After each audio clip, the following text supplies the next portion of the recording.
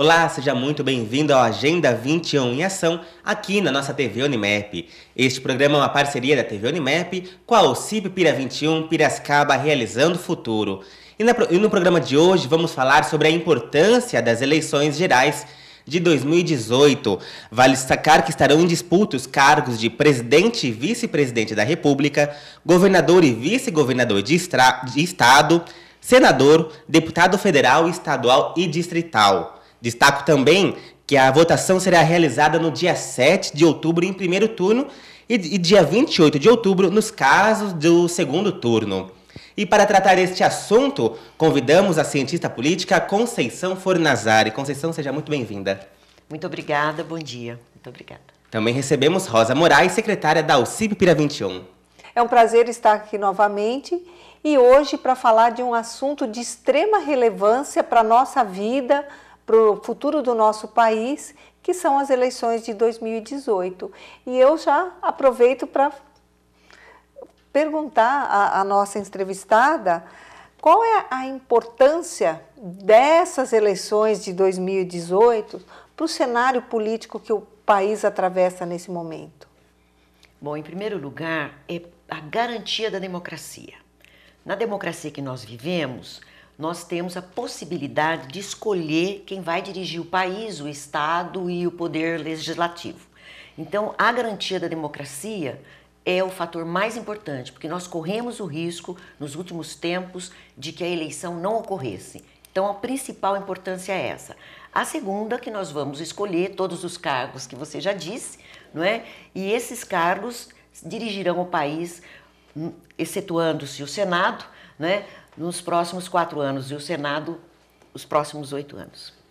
E essa é uma eleição com menor tempo para a campanha, consequentemente um curto prazo para conhecermos melhor os nossos candidatos. Então, o que devemos levar em consideração para escolhermos os nossos representantes governamentais, destacando que são 45 dias aproximadamente de campanha? Exatamente. Na história do Brasil é a primeira vez que a gente tem um tempo tão curto. Isso é ruim. É ruim porque as pessoas têm menos tempo para se envolver, para conhecer, para debater. Mas, ao mesmo tempo, nós temos um fator importante, que são as mídias sociais, né? Agora, tem que tomar sempre muito cuidado.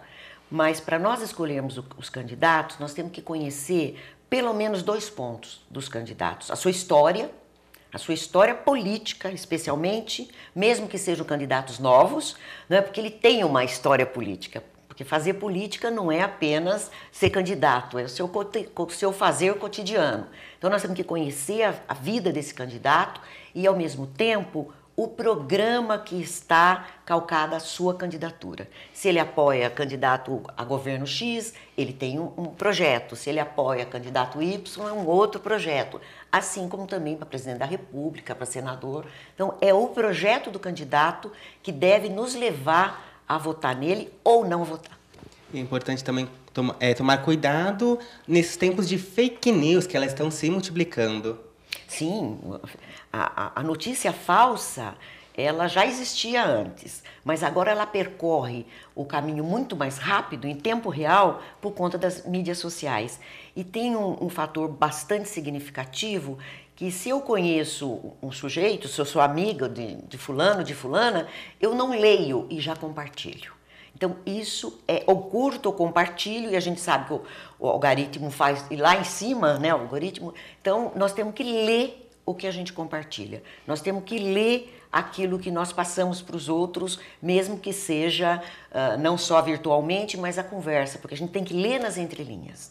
Muitas vezes o projeto é sedutor, a notícia falsa vem em cima desse projeto e nós ficamos mais seduzidos ainda. Então, nós temos que efetivamente conhecer antes de assumir para si essa proposta ou qualquer notícia e divulgar para os nossos amigos, para os nossos alunos, enfim, para todo aquele círculo de amizade que nós temos, virtuais ou não virtuais. Conceição, esse ano nós vamos renovar 2/3 do Senado, né, que os senadores têm o mandato dele de 8 anos, mas 2/3 será renovado, e também a gente tem essa renovação aí do nosso Congresso Nacional. Então, eu gostaria que você falasse um pouquinho a importância dessa renovação, né, dessas eleições para o futuro do nosso país, porque o Poder Legislativo ele tem assim, uma ação muito relevante dentro do cenário político do país, porque nós temos a representatividade do povo, está neles. Então, eu gostaria que você comentasse esse assunto aí para a gente. Essa questão é fundamental, porque sempre é o Poder Legislativo o mais atacado e é o mais democrático, porque é nós que escolhemos. O Poder Executivo, a gente escolhe o presidente e o vice. Agora, quem que escolhe os ministros ou secretários, no caso do Estado, é a própria pessoa do presidente, algumas vezes junto com o vice, do governador, algumas vezes juntamente com o vice. Então, o Poder Legislativo, desde o município, no Estado e na União, é o poder mais democrático. Então, é muito importante tanto o Senado como a Câmara Federal, porque no Brasil nós temos o Legislativo bicameral, né? E daí tem algumas funções específicas da Câmara, né? E tem algumas funções específicas do Senado, mas na maior parte das vezes os dois atuam conjuntamente. Aquilo que é aprovado na Câmara tem que passar pelo Senado, aquilo que é aprovado no Senado tem que passar na Câmara. Então, ao Congresso Nacional, como nós chamamos, é chamado, é exigido tudo que é aprovado, tudo que é colocado em prática relacionado aos projetos, né? Tanto projetos que podem fazer avançar a democracia, que podem fazer avançar os direitos dos trabalhadores e da população em geral, como também os projetos que podem regredir. E nos últimos 4 anos nós vemos muito mais regressão do que avanço. Começando lá com o impeachment de uma presidenta que foi eleita democraticamente, sem nenhuma prova, não é?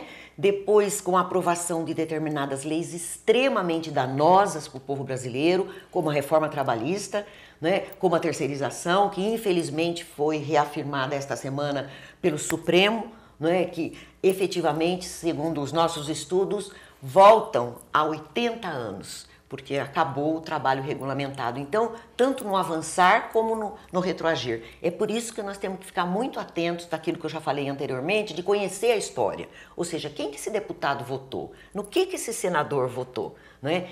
E, infelizmente, os dados, né, dos pesquisadores nessa área, especialmente do DIAP, que é um departamento que é assessoria parlamentar, nos mostram que 75% desse Congresso serão reeleitos. Então, nós temos que ter muito cuidado para que a gente não vote nesses candidatos. Agora, a importância é muito significativa. Jamais eu vou falar não vote para deputado, não vote para senador. Tem que votar sim. E daí conhecendo os projetos, como a gente já fez referência.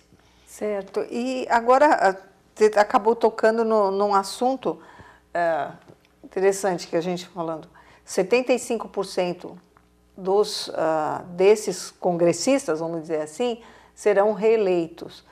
Agora, nós temos a lei da ficha limpa, nós temos algumas ações, alguns mecanismos para, de uma certa forma, nos ajudar a escolher. Você podia falar um pouquinho mais sobre esse assunto, já que você é uma cientista política? Eu sempre gosto mais de ser professora, tá? Que a minha paixão é ser professora, né? Apesar de ter feito inúmeros cursos e continuar a minha pesquisa. Mas olha, a ficha limpa, ela pode significar um grande avanço, mas também um retrocesso. Porque alguns são enquadrados na ficha limpa e outros não. Ora, então deveria ser democraticamente a lei para todos.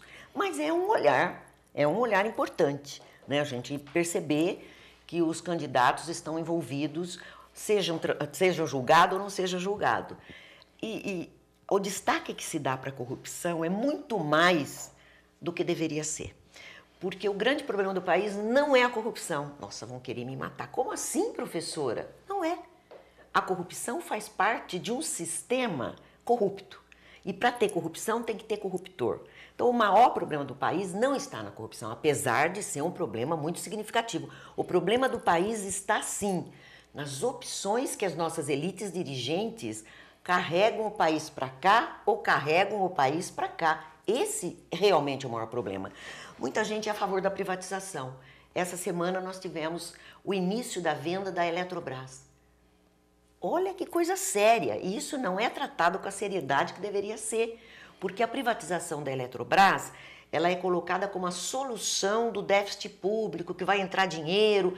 Ora, presta atenção, por que o capital privado quer comprar se é deficitário, se dá prejuízo?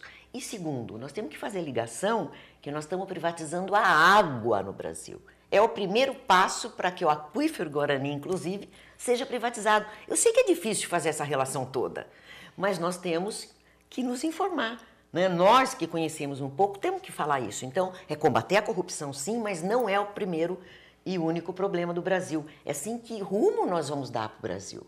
Nesse quadro eleitoral, já vou me adiantar um pouco, nesse quadro eleitoral, parece que nós temos três grandes projetos, né? Mas, na verdade, nós temos dois, porque o terceiro projeto é ligadinho ao segundo. Eu não estou dando de primeiro, segundo e terceiro de ordem de importância, mas nós temos um projeto que é contra a privatização, que quer fazer o Brasil ter soberania nacional, que quer que o Brasil volte a ser o destaque mundial, né? Temos outro projeto que coloca o Brasil de joelhos perante o capital internacional. E temos um terceiro projeto, que é um discurso mais moralista, que é um discurso... Mas se a gente vir e ler o projeto desse aparentemente terceiro projeto, é igualzinho ao segundo. A política econômica, como é que vai tratar isso, como é que vai tratar aquilo e aquilo. Então nós temos que, no bojo de combate à corrupção, nós temos que ter um olhar mais amplo, afinal de contas, para onde vai rumar o Brasil. A depender do projeto vencedor... E daí é Câmara, é Senado, é Assembleia Legislativa, é governador, é presidente da República, irá ao Brasil não só nos próximos 4 anos. Professores, estão falando muito na possibilidade do voto tático, ou seja, também o voto, também conhecido como voto útil, já no primeiro turno. A senhora vê indícios disso? Olha, eu vejo com muito mais preocupação não o voto útil, eu vejo com muito mais preocupação o voto nulo e branco. Né? O voto útil, tá bom, você vai votar no primeiro turno para governador, o voto útil, você vai votar para presidente da República, que são os dois únicos cargos que tem o segundo turno, né? Agora, pera um pouquinho, o que quer dizer voto útil? Você vai votar no menos pior em quê? Né? Retornando aquilo, né? Então, pode acontecer, bom, eu vou votar no menos pior, bom, pior em quê? Né? Isso pode acontecer, mas o que é mais preocupante é a questão do voto nulo e branco.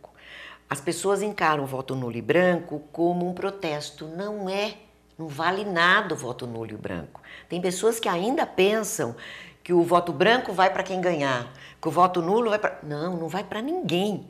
Cai do colégio eleitoral o voto branco e nulo. Se nós temos 100 eleitores, 20 votarem no conjunto branco e nulo, vão significar só 80 eleitores e não... os 100. Então, o voto branco e nulo, para mim, são votos mais preocupantes. E mais preocupante ainda, que os votos brancos e nulos atingem mais a camada da juventude e das mulheres.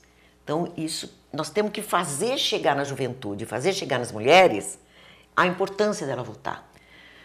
Eu já vou emendar. Por que será que é importante votar? Poxa, quanta gente morreu para que a gente tivesse esse direito? Quanta gente morreu no Brasil em combate à ditadura? Quanta gente foi para a rua, né, pregando eleições diretas? Se a gente pegar no mundo, nós podemos nos reportar a Revolução Francesa do século XVIII. A Revolução Francesa, das grandes vitórias da Revolução Francesa é o sufrágio universal, com todos os seus limites. Agora, nós vamos votar branco, nós vamos votar nulo, nós vamos nos abster, nós não vamos? Não, tem que ir. Porque tem um outro problema também, a eleição no Brasil não é obrigatório o voto. Todo mundo fala que o voto é obrigatório, não é. Ele é obrigatório aparentemente, porque depois você pode justificar. E se você não justificar, você paga uma pequena multa. Então, o grande clamor do momento para reforçar a democracia é ir, votar e escolher o candidato. E a senhora citou também a participação dos jovens. Como que a senhora avalia essa participação nessa eleição? Olha, é um cenário preocupante. Por exemplo, em Piracicaba, diminuiu o número de eleitores de 16 a 18 anos. Então, isso já é uma consequência da demonização da política. a política não vale nada, os políticos são todos corruptos, não adianta eu votar porque eu não vou mudar a nação, não vou mudar o país. Então, uma parcela significativa da juventude que antes fazia questão de tirar o título de eleitor aos 16 anos, nessas eleições a gente não vê isso com os dados do Tribunal Superior Eleitoral. E eu procurei olhar Piracicaba, né? Então, é muito preocupante. A juventude assumiu a não política e não pode, tudo é político. É um cenário de desesperança. A gente tem visto que as pessoas não acreditam nessa eleição e estão sentindo muita dificuldade na escolha dos candidatos. Eu acho que um assunto interessante seria por que nós temos tantos partidos no nosso país? Isso dificulta muito o processo de escolha. Se for olhar o número de governadores que nós temos aí, de candidatos a governo, é uma coisa enorme. Mesmo para presidente a gente tem um número grande e isso dificulta muito. A gente vê em outros países, não tem tantos assim. Olha, isso também é fake news. Nos Estados Unidos tem mais de 30 partidos políticos, a gente só conhece 2, democratas e republicanos. Por quê? São esses que tomam conta das eleições, né? Como era no Brasil, né? A polarização PT-PSDB. Né? E daí para fora do país, quem que conhecia PRP, quem que tal. Então, eu não vejo como preocupação a existência de muitos partidos. Pelo contrário, você quer fundar o partido, você segue as regras e funda. Agora, o grande problema são as coligações. Então, e as coligações não são feitas em cima de programa partidário. Vejam, para presidente da República, nós temos um candidato que tem 10 partidos coligados com ele. Não tem problema, mas são 10 partidos. Então, da somatória de um pouco mais de 30, 1/3 já está com um dos candidatos a presidente da República. E as pessoas dificilmente votam no partido. Claro que tem muitas pessoas que votam nos partidos e nos programas dos partidos. São aqueles candidatos ideológicos. Mas, grosso modo, as pessoas votam mais naquilo que você disse, né, na pessoa, do que no partido. Então, aparentemente pode dificultar, mas se nós tivermos um olhar como um todo, nas coligações, por exemplo, nós vamos ver que as coligações dão conta de resolver isso. Agora, são as últimas eleições que tem coligação para Assembleia, para deputados e para senadores. Na próxima eleição não terá nem para vereador. Nas eleições de 2020, o partido tem que fazer a chapa completa, né, para concorrer a vereadores. Eu prefiro esse cenário, porque você faz a coligação, você tem gente com várias correntes de pensamento, elegendo um que às vezes é até contrário àquilo que o próprio partido se propôs. Mas vamos ir um pouquinho para a parte estadual. Eu gostaria que você falasse um pouquinho dessa relevância. O deputado estadual, ele tem uma relevância muito grande nas decisões, ele está muito mais próximo da gente. Conta pra gente como é que funciona esse deputado estadual e qual a relevância dele para a nossa vida. Olha, você disse muito bem. O deputado estadual tem uma relevância tão grande, né, para o Estado, e ele fica completamente esquecido. Ah, eu vou votar em fulano, não tem problema, aquele lá fala isso, mas não tem, porque ele não tem importância. Pelo contrário, a Assembleia Legislativa Estadual, ela é responsável para deliberar para onde vai ser gastas as finanças, onde serão gastas as finanças do Estado. Ora, só isso, né? Se não bastasse só isso, já seria muito significante. Eu vou enveredar um pouco na questão da educação. Nós tivemos um processo muito grande de discussão do Plano Estadual de Educação no estado de São Paulo nos últimos anos. Eu, inclusive, sou coordenadora do Fórum Estadual de Educação, né? E nós fizemos o debate dentro do fórum. Foi enviado para a Assembleia Legislativa o Plano Estadual de Educação que nós construímos, passa pelo Poder Executivo, o Executivo faz algumas inserções e tal, e vai para a Assembleia Estadual. E foi lá na Assembleia que o plano foi aprovado e depois ele é mandado para o governador que sanciona. Ou seja, só se a gente pegar essa questão da educação, a gente vê a significância do deputado estadual. Mas nós temos um problema muito sério. A página do jornal, especialmente do interior, escreve assim: deputado fulano de tal trouxe tanto para o município. Hã? Tá, Daí a importância fica como se fosse a verba que ele traz para o município, e sim o que ele vota enquanto deputado. Isso atinge muito mais o município do que a verba que ele trouxe, uma rubrica específica para alguma coisa. Então a gente tem que entender mesmo esse poder legislativo estadual. Não dá para a gente votar simplesmente por obrigação ou por voto útil. Professora, nosso tempo já está chegando ao fim. Quero agradecer a sua participação no Agenda 21 em Ação. Eu que agradeço, é uma oportunidade extremamente democrática para ouvir, né, os professores e aqueles estudiosos sobre as eleições. Muito obrigada. Rosa Moraes, mais uma vez, obrigado pela parceria. É excelente estar aqui, mais uma vez, abrindo esse espaço para ajudar a nossa população a votar com consciência para que a gente tenha um futuro melhor aqui em Piracicaba e no nosso país também. Perfeito. Chegamos ao final do Agenda 21 em Ação. Se você quiser rever este ou outros programas, acesse nosso site tvunimep.com.br. Muito obrigado pela sua companhia, pela sua audiência. Tchau.